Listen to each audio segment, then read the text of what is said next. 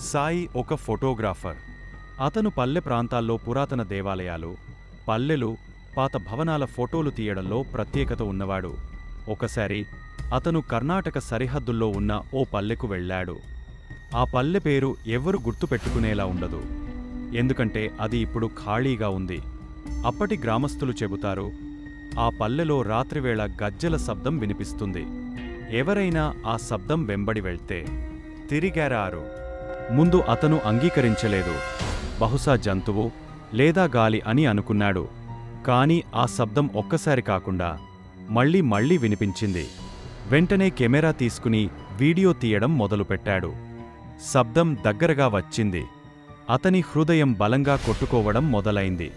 ఒక శ్వేత బట్టలు ధరించిన మహిళ ఆకారాన్ని చూశాడు. ఆమెకు ముఖం లేదు. ఆమె మెట్లపై నెమ్మదిగా నడుస్తూ ముందుకు వచ్చింది. ఆమె కాళ్లకు గజ్జెలు, అవే శబ్దం చేస్తున్నాయి.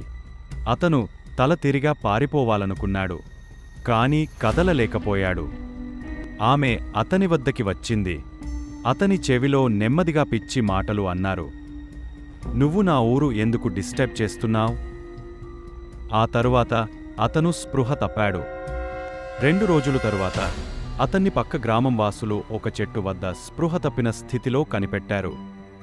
కెమెరా మిగిలింది. అందులో చివరి వీడియో. ఆమె ఆడిన గజ్జెల శబ్దం.